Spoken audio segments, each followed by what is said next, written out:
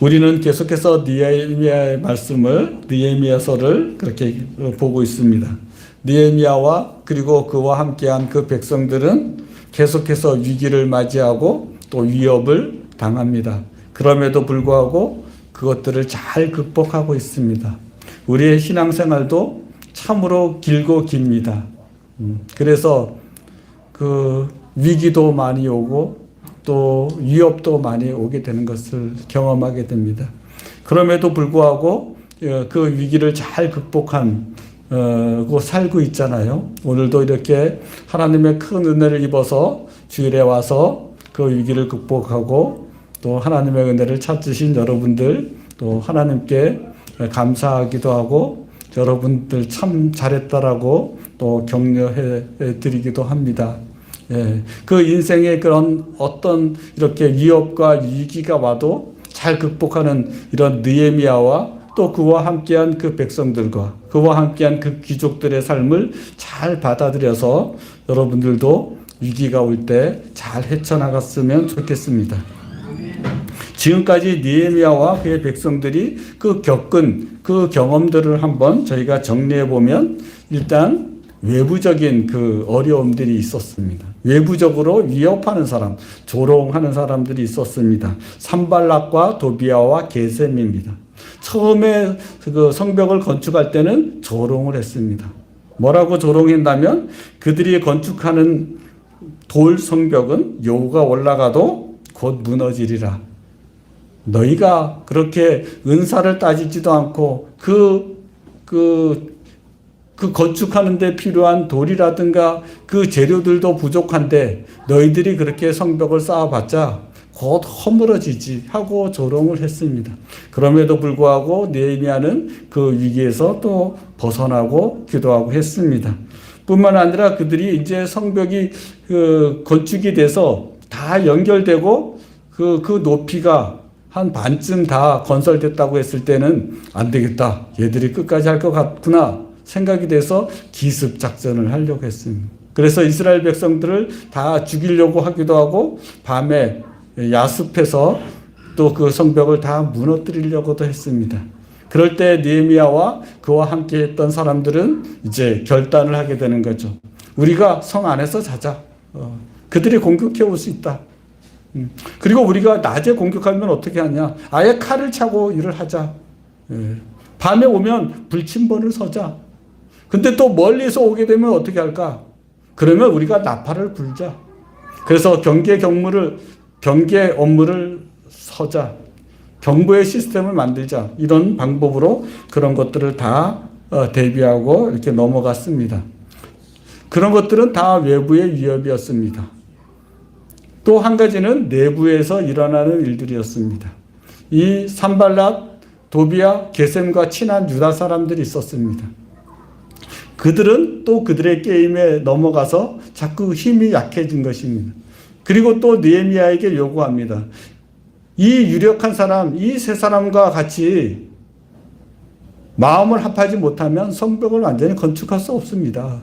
그러니까 빨리 가서 그 사람들하고 의논하십시오. 라고 10번씩이나 그렇게 했습니다. 그럼에도 불구하고 느헤미야는 그것이 옳지 않다라고 생각돼서 거절하게 됩니다. 뿐만 아닙니다. 그 사람들은 또 계속해서 넘어간 사람들은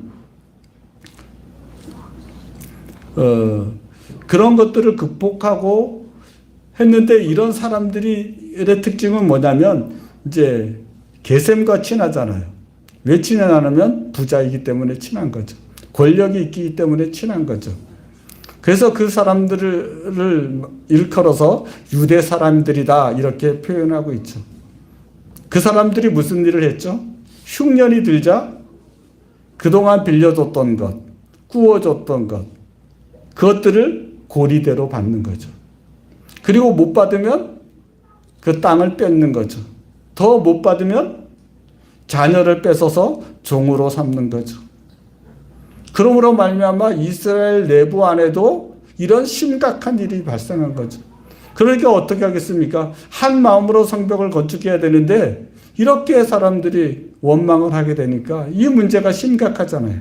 그럼에도 불구하고 느헤미야는 그 일도 이제 잘 극복하였습니다. 자기가 먼저 솔선수범해서 우리가 이자를 받지 말자. 그리고 여태까지 저당 잡은 것 다 돌려줘라. 그리고 심지어 고리대로 이자를 받았다면 그 이자 다 돌려주라. 그렇게 해서 이제 이스라엘 백성들이 그것들을 잘 극복한 것들을 우리가 볼 수 있었습니다. 그 일에 느헤미야는 분명하게 얘기하죠. 자기는 12년 동안 월급을 받지 않았다. 그리고 자신은 재산을 늘리지도 않았다. 그리고 다른 사람들에게 돈을 빌려주고 이자를 받지도 않았다. 그렇게 하는 거죠. 땅도 사지 않았다. 부를 축적하지도 않았다. 그렇게 하면서 그들을 설득해서 그 일들을 감당했습니다.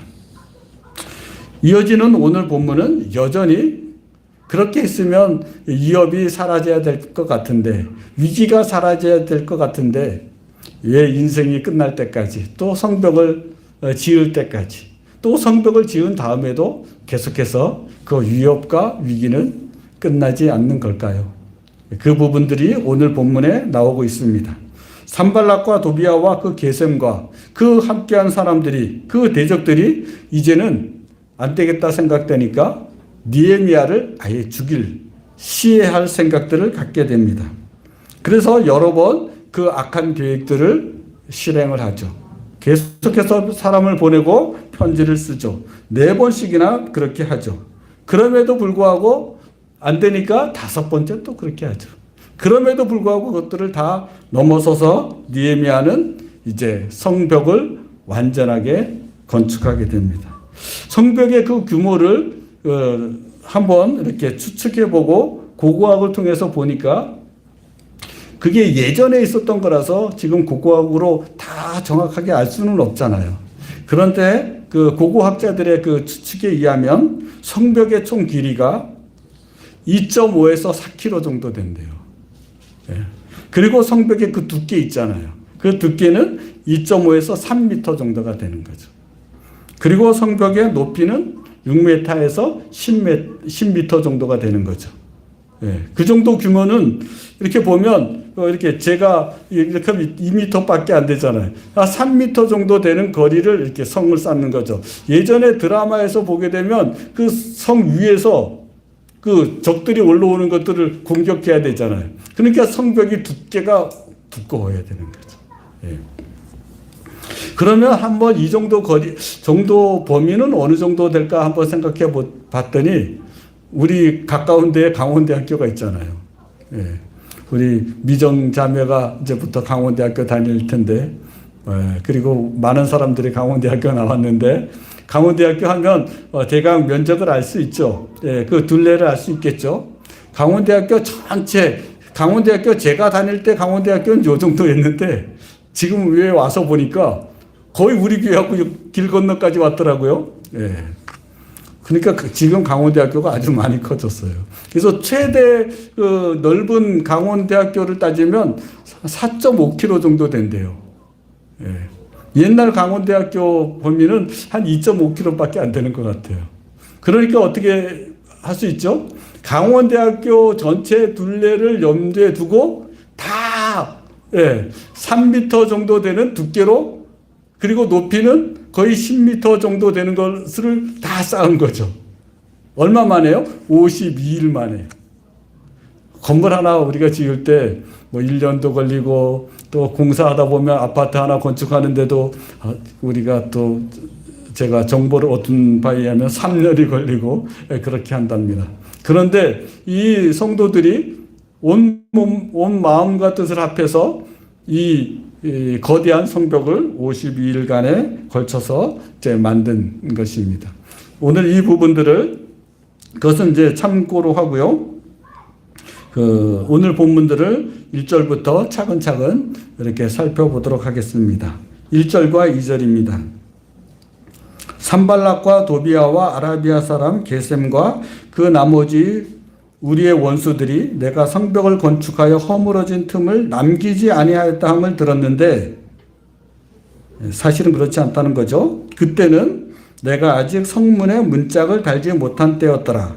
산발락과 게셈이 내게 사람을 보내어 이르기를 오라 우리가 오노 평지 한 촌에서 서로 만나자 하니 실상은 나를 해하고자 함이었더라. 예. 사실은 성벽이 완전히 다 건축된 게 아니었죠. 우리가 전쟁에서 보게 되면 가장 전쟁에서 중요한 게 무엇이죠? 성문이죠. 예. 성문을 공격하기 위해서 그 성문이 나무로 돼 있으니까 그것들을 이제 뚫고 들어와야 되잖아요.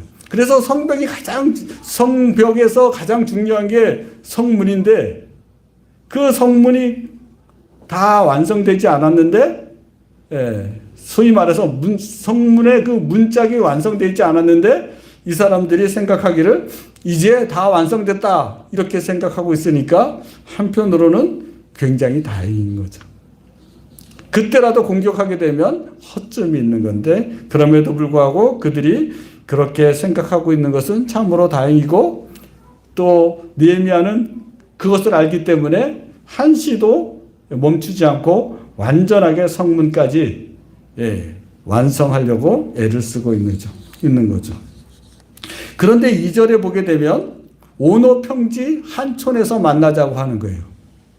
왜 산에서 만나지 않고 오노 평지에서 만나자고 했을까요? 유인하는 거죠. 만약에 산에서 만나자 그랬으면 어떻게 할까요? 무슨 기습작전을 쓸까봐 두렵잖아요. 그러니까 이제 그런 꾀를 쓰는 거죠. 평지에서 만날 테니까 걱정하지 말고 오라 이렇게 하는 거죠. 그런 꾀에 잔꾀에 넘어갈 느헤미야가 아니죠. 그래서 그것도 거절하고 넘어갑니다. 4번씩이나 그렇게 했는데 느헤미야는 똑같이 대답하면서 그의 그 계략에 넘어가지 않고 거절합니다. 그러니까 이제 그들은 또 다른 계략으로 느헤미야에게 공격을 시도합니다. 5절부터 7절까지인데요. 산발랏이 5번째는 그 종자의 손에 봉하지 않은 편지를 들려 내게 보냈는데 그 글에 이르기를 이방 중에도 소문이 있고 가스무도 말하기를 너와 유다 사람들이 모반하려 하여 성벽을 건축한다 하나니 내가 그 말과 같이 왕이 되려 하는도다. 또 내게 선지자를 세워 예루살렘에서 너를 들어 선전하기를 유다의 왕이 있다 하게 하였으니 지금 이 말이 왕에게 들릴지라. 그런즉 너는 이제 오라 함께 의논하자 하였기로. 목적은 계속 또 만나자는 거죠. 그리고 만날 때 그를 죽이겠다는 거죠. 그런 계획으로 이런 것을 5번째예요. 근데 5번째 편지에는 어떻게 하죠? 편지를 봉하지 않아요. 그리고 종에게 들려보내는 거죠. 무슨 말이죠? 소문을 퍼뜨리겠다는 거예요. 종이 보게 했다는 거예요. 그리고 종들로 인해서 사람들에게 이 사실을 거짓말을 유포하겠다는 거예요. 그러면서 어떻게 하죠? 가스무라는 사람도 이렇게 등장시키죠. 사실은 가스무가 갑작스럽게 나와서 어색할 수 있잖아요. 그것은 산발랏이 게셈에 대해서 부를 때 가스무라 부르는 거예요. 저에 대해서 중국 사람이 부를 때 어떻게 부를까요? 찐전지오 이렇게 불러요. 그래서 다시 말하면 게셈과 가스무는 동일한 사람이에요. 그래서 이제 왜 그렇게 되냐면 기역, 시읒, 미음 이렇게 돼 있잖아요. 게셈도 기역, 시읒, 미음으로 돼 있잖아요. 그래서 발음이 조금씩 달라요. 그러니까 산발랏이 그런 식으로 부르는 거예요. 그렇게 편지를 하는 것이고. 다시 말하면 가스물을 이용해서 또 가스라이팅을 하는 거죠. 뭐라고 하는 거죠? 너가 지금 왕이 되려고 한다는 것 다 소문에 퍼졌다. 너가 그리고 이 성벽을 건축해서 왕이 돼서 페르시아에 배반하는 것 다 소문에 퍼졌다. 그리고 내가 소문을 퍼뜨릴 것이다. 그리고 너가 이제 선지자를 통해서 아예 그렇게 예언하도록 하고 선전하게 했다는 거 다 안다. 이거 다 무슨 말이죠? 다 거짓말이죠. 처음부터 끝까지 거짓말이죠. 그리고 이 소문이 다 왕에게 들어갈 것이다. 너 그것을 감당할 수 있어? 하고 여론 정책을 하는 거죠. 예, 거짓말로 이렇게 하는 거죠. 그런데 최종 목적은 뭐죠? 너는 이제 오라, 함께 의논하자. 그러니까 나한테 와서 의논을 하게 되면 그거 내가 소문 안 퍼뜨릴게. 이렇게 하는 거죠. 내가 거짓말을 그만둘게. 이런 거죠. 그런데 느헤미야는 거기에 넘어가지 않죠. 예. 그러면서도 또 거기에 대해서 아무런 대꾸를 하지 않는다면 어떻게 하겠습니까? 또 그것을 거봐, 사실이니까 아무 대꾸도 하지 않지 라고 또 다시 공격할 것입니다. 그러므로 말미암아 느헤미야는 그들의 것에 대해서 넘어가지 않기 위해서 이제 그 편지를 보내게 됩니다. 8절입니다. 내가 사람을 보내어 그에게 이르기를 내가 말한 바 이런 일은 없는 일이요 내 마음에서 지어낸 것이라 하였나니. 그러니까 이렇게 다 외교적인 것들은 다 이렇게 대응을 해야 됩니다. 너가 한 말은 다 거짓말이다. 그리고 그런 너가 한 것들은 한 번도 일어난 일이 없다. 이렇게 대응을 하게 된 것이죠. 그렇게 하지 않으면 그것에 대해서 또 다시 그거 봐. 아니 땐 굴뚝에 연기 나 하면서 찔리는 데가 있으니까 말을 못하지. 이렇게 하면서 또 소문을 퍼뜨리는 거죠. 거짓말하는 자들은요. 거짓말이기 때문에 항상 모든 걸 만들어낼 수 있어요. 진실만을 하는 사람들은 만들어내기 어렵잖아요. 거짓말하는 사람들은 무수하게 만들어내요. 네. 그래서 사람이 만약에 이제 국어식으로 표현하면 수필 같은 것은 많이 쓸 수 있을까요? 사실만을 써야 되니까 얼마 쓸 수 없어요. 그러나 드라마나 소설은 무한대로 쓸 수 있을까요? 무한대로 만들어내죠. 어차피 거짓말인데요. 예, 어차피 허구인데.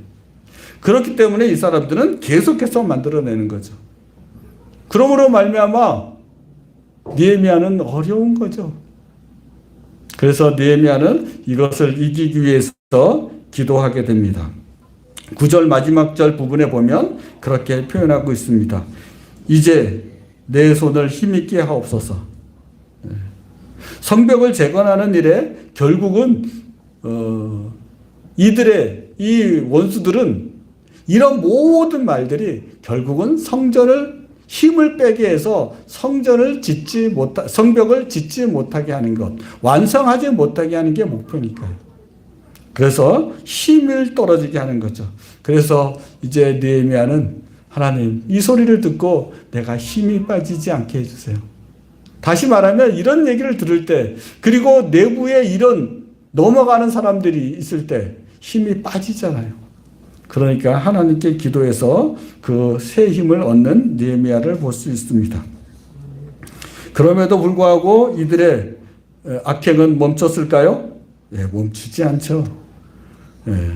10절부터 14절까지의 내용을 보게 되면 10절에 스마야라는 사람이 나와요. 근데 스마야라는 사람은 그 아버지의 이름도 나오고 그 할아버지의 이름도 나와요.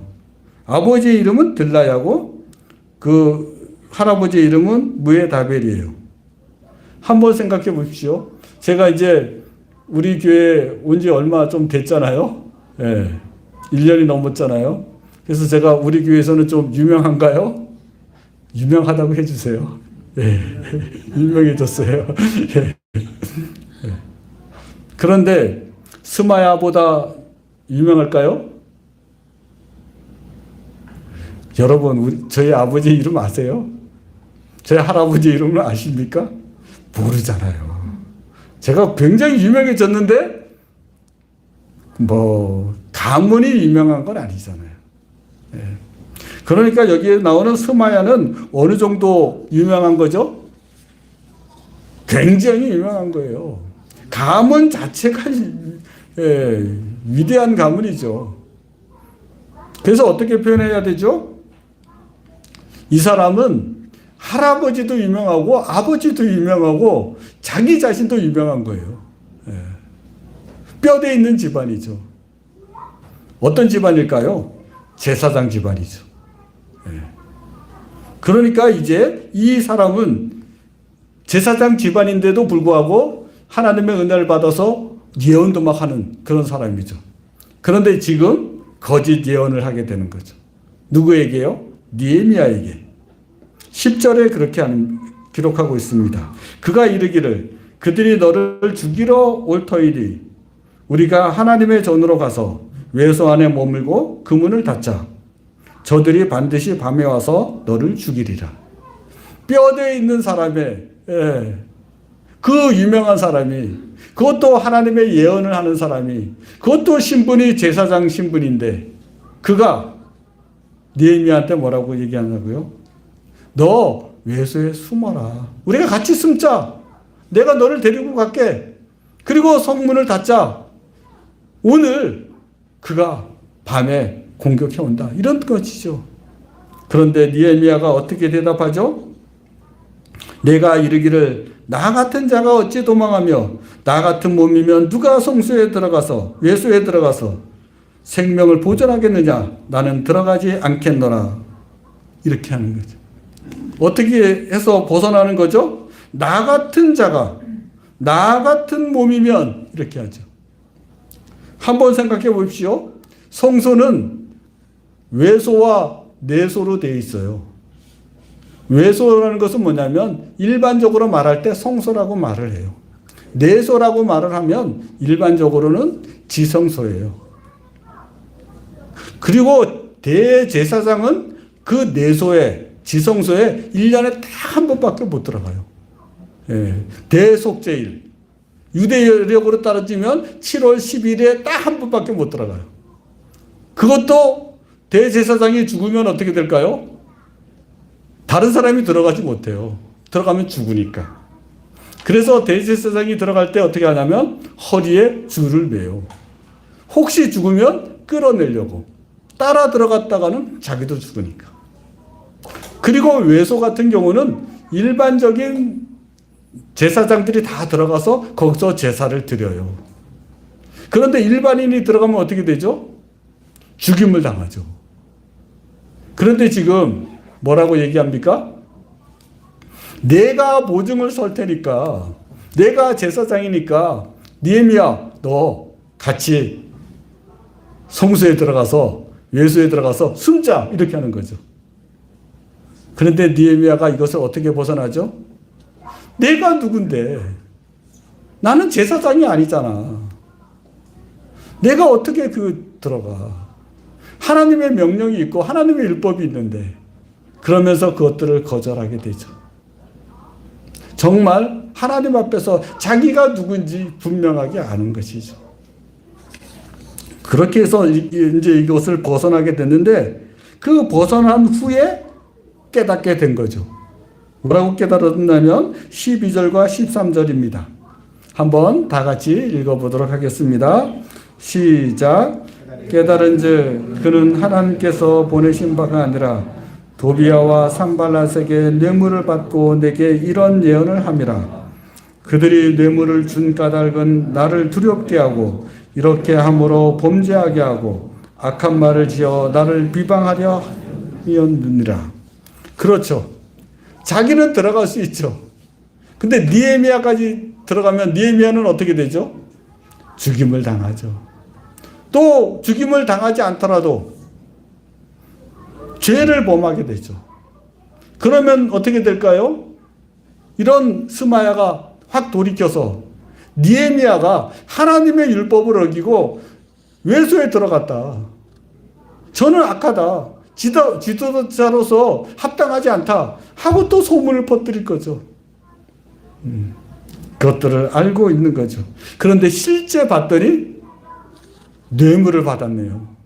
산발랏 도비야 게셈으로부터 뇌물을 받고 거짓 예언을 하는 거예요. 여러분, 이런 것들을 다 이겨낼 수 있겠습니까? 제가 여러분들에게 권면하는 것 잘 분별하고 해서 저것은 거짓이다. 김 목사가 왜 저래? 저러면 안 되지. 하고 거절할 수 있겠습니까? 쉽지 않잖아요. 근데 그 일들을 이제 느헤미야가 한 것이죠. 하나님 앞에 율법을 알므로, 하나님 앞에 겸손함으로 그것들을 다 넘어서고 있는 것이죠. 그것뿐만이 아니었습니다. 14절에 보면 알 수 있듯이 14절을 보면 이렇게 나오죠. 여자 선지자 노아디아가 나오죠. 그리고 그 남은 선지자들이 나오죠. 여 선지자뿐만이 아니라 많은 또 선지자들이 하나님 앞에 서지 않고 산발라 도비아 게셈 편에 서서 그 뇌물을 받고 계속해서 느헤미야가 범죄하도록 하는 거죠. 여러분 한번 생각해 보십시오. 하나의 목사가 그런 게 아니라 또 장로님들까지, 그리고 또 큰 교회는 목사가 많잖아요. 그 여러 목사가 다 그렇게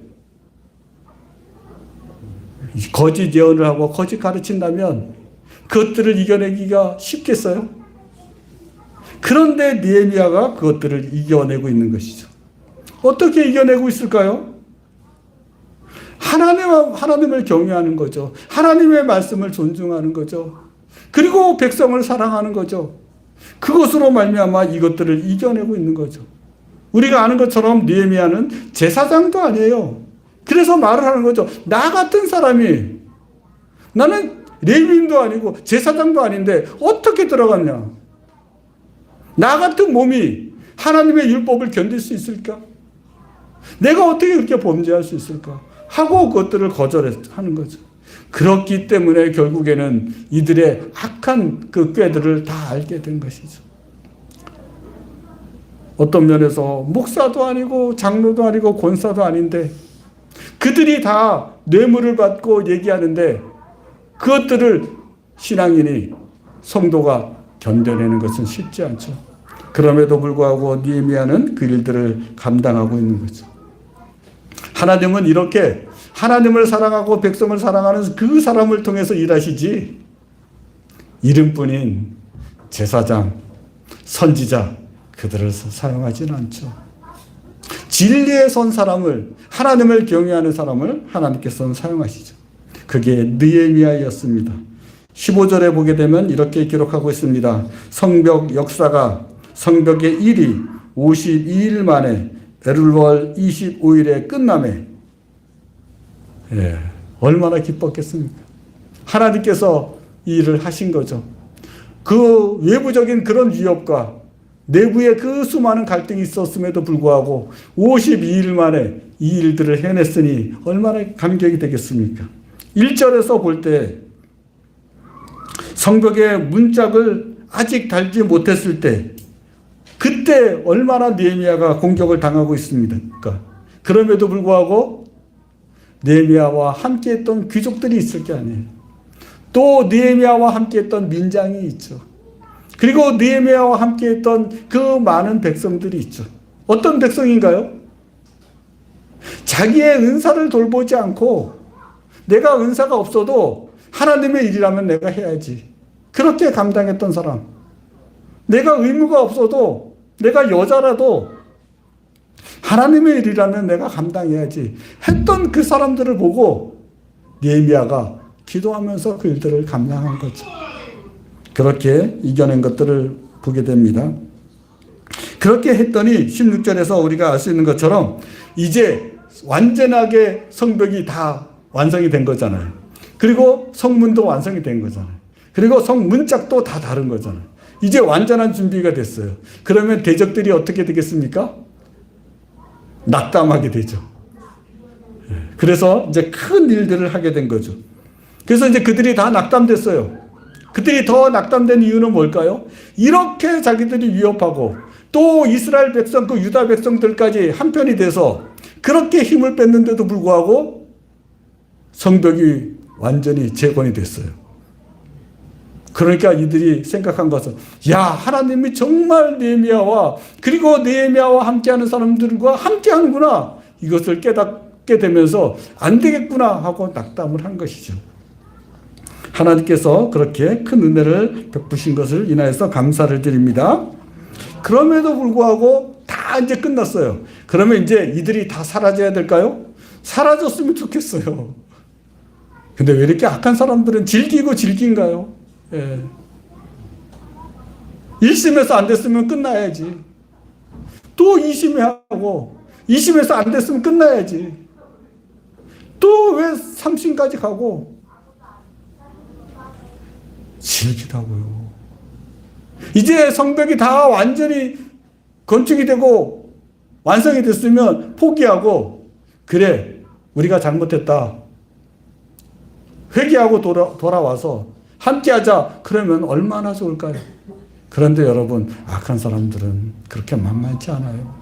마귀에게 속한 사람들은 그렇게 만만치 않아요. 그래서 그들은 어떻게 하냐면 17절부터 19절까지의 행동을 하게 됩니다. 또한 그때 유다의 귀족들이 여러 번 도비아에게 편지하였고 도비아의 편지도 그들에게 이르렀으니 서로 편지를 주고받는 내통이 있었다는 것입니다. 18절 도비아는 아라의 아들 스가냐의 사위가 되었고 도비아의 아들 요하난도 베라가의 아들 무슬람의 딸을 아내로 맞이하였으므로 유다에서 그와 동맹한 자가 많음이라. 서로 잘 살잖아요. 권력을 가졌잖아요. 그러니까 어떻게 했다고요? 정략 결혼했다고요. 네. 그 부자들과 정치인들과 정정 유착을 한 것처럼 이들이 이제 동맹하게 된 거예요. 그런데 누구하고 동맹했다고요? 산발라, 도비아, 게셈 이런 사람들이 그 유력한 유다 사람들과 동맹했다고요. 그래서 유다에서 그와 동맹한 자가 많음이라. 다 끝나야 되는데도 불구하고 이들이 또 이렇게 해요. 예. 성벽을 건축하고 다 끝냈으면 이들이 사라져야 되는데 여러분 우리가 죽기 전까지 우리가 죽어도 마귀는 사라지지 않아요. 우리 주 예수 그리스도께서 오셔서 그 마귀를 멸할 때까지는 마귀가 사라지지 않아요. 그러니까 여러분들은 어떻게 해야 될까요? 정말 정신 차리셔야죠. 이제 내 나이가 40이면 부록이다. 세상한테 유혹에 넘어가지 않을 것이다. 하면 안 되죠. 50에도 넘어가고 60에도 넘어가는데요. 70에도 넘어가는데. 그래서 정신을 놓으면 안 됩니다. 오늘 본문은 이렇게 끝나는데요. 예. 그래서 19절에 보게 되면 그들이 도비아의 선행을 내 앞에서 말하고 또 내 말도 그에게 전하며 도비아가 내게 편지하여 나를 두렵게 하고자 했느니라. 도비아가 이제 유다 사람들과 동맹했기 때문에 얼마나 간이 커졌겠습니까? 총독을 무시하고 또 편지를 써서 위협을 하는 거죠. 그렇게 오늘 본문은 끝나고 있습니다. 제가 오늘 본문을 이렇게 묵상하고 또 묵상한 것들을 생각해 볼 때 느헤미야가 성벽을 52일 만에 완성한 다음에 그리고 그 대적들이 낙담을 했잖아요. 거기까지는 참 좋았을 거예요. 참 기뻤을 것입니다. 이제 됐다 이렇게 했을 것입니다. 그럼에도 불구하고 이들이 또 다시 동맹해서 위협을 가하고 있습니다. 이 모습을 우리가 우리의 삶에 어떻게 하면 적용할 수 있을까요? 여러분, 이 말씀을 들을 때 여러분들 마음에 어떤 생각이 드십니까? 나는 느헤미야처럼 이길 수 있을까? 산발라, 도비아, 게셈의 그런 계속된 위협과 계략과 책략을 나는 한 번도 실패하지 않고 이길 수 있을까? 또는 느헤미야처럼 나는 봉급도 받지 않고 조금의 이익도 갖지 않고 나는 희생하면서 그렇게 이스라엘 백성들을 위해서 희생한 것처럼 느헤미야처럼 그 일을 감당할 수 있을까? 그런 생각은 안 드십니까? 예. 제가 설교를 준비하는데 그 생각이 들더라고요. 이거 까딱하게 잘못 전하면 성도들이 느헤미야는 잘 버텼는데 산발라, 도비아, 그 게셈이 원했던 것, 힘이 빠지게 하는 것. 야, 이거 끝까지 죽을 때까지 이런다면 하고 낙담이 할까 봐.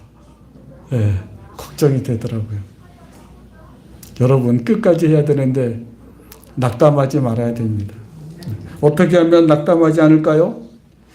우리는 낙담할 요소가 많습니다. 이를테면 여기에서는 가문이 있는 이 제사장 가문에서 느헤미야를 넘어뜨리려고 하잖아요. 그리고 선지자들도 넘어뜨리려고 하잖아요. 한번 생각해 보십시오. 교회에서 목사도 나를 넘어뜨리려고 하고 장로도 나를 넘어뜨리려고 하면 어떻게 이겨낼 수 있을까요? 그리고 외부에서도 그렇게 자기를 위협하게 되면 집안에서는 내가 혼자 교회 다닌다고 교회 안 다닌 사람이 너 교회 가면 뭐 밥이 나오냐 하면서 나를 괴롭히고 왜 아프신데 오늘도 또 교회 가서 그러십니까 하고 하면 그리고 또 내 안에서도 이것을 언제까지 할까?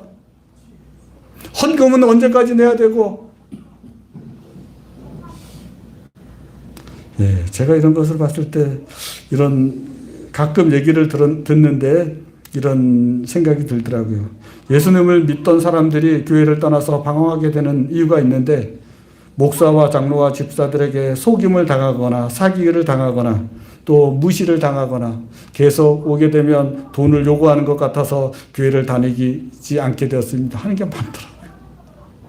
힘이 빠지잖아요. 그런데 느헤미야는 이것들을 잘 이겨낸 것이죠. 만약에 제가 담임 목사인 제가 돈을 밝힌다거나 그래서 우리 교회 헌금도 그렇게 부족한데 거기서 또 돈을 빼서 다른 데 쓴다거나 또 세상 사람들과 잘 어울려서 그들과 함께하고 또 보니 어느 술집에서 같이 술을 마시기도 하고 또 교회를 또 세상의 방법을 또 들여와서 교회 안에서 다단계도 하고 그러면 여러분들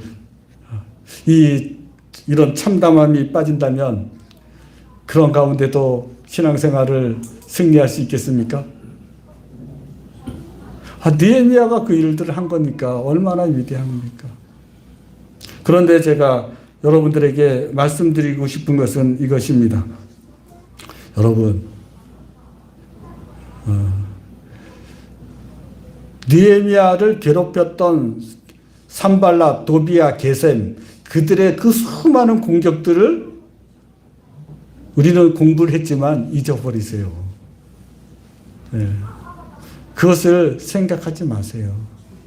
또 한편으로는 느헤미야가 자기가 헌신한 것 있잖아요. 봉급을 받지 않은 것, 또 희생한 것, 그런 것들도 다 생각하지 마십시오. 그런 걸 생각하면요, 의외로, 나도 느헤미야처럼 해야지 하고 힘이 나는 것이 아니라 힘이 빠질 수가 있더라고요. 네. 그러면 어떻게 해야 될까요?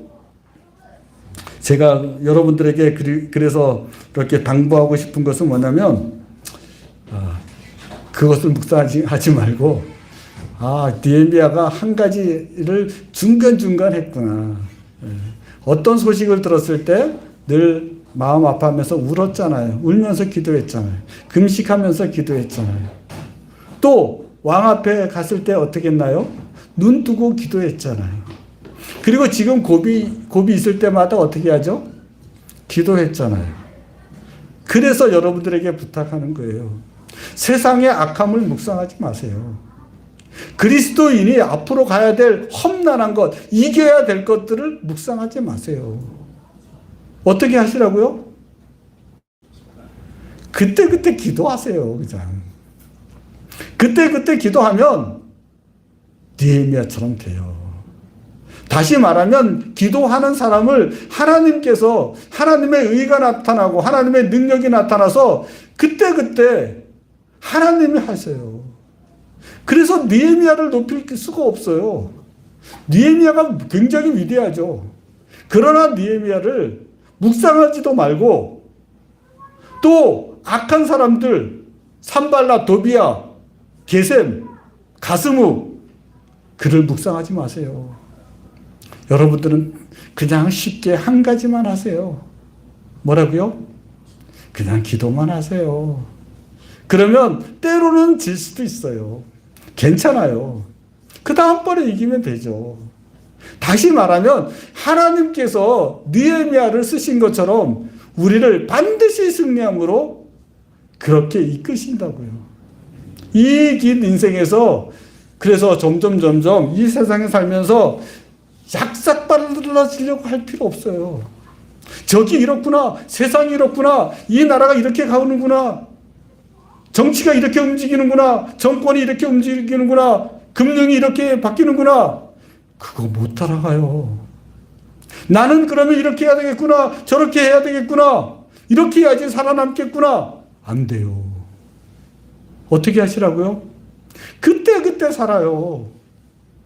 어떻게 해요? 기도하고 응답받고. 그래서 이렇게 돌이켜보라고요. 와, 나에게 이런 질병이, 내가 이런 질병을 넘어섰구나. 이런 위기를 넘어섰구나. 과거로 돌아가라 하면 나는 못 돌아가겠다. 내 힘으로 어떻게 이것을 헤치고 올 수 있을까? 다시 돌아간다 해도 난 그것을 할 수 없어.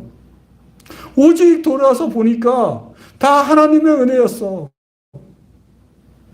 그러므로 말미암아 나는 지금 이후의 삶도 기도하면서 은혜 입으면서 갈 거야.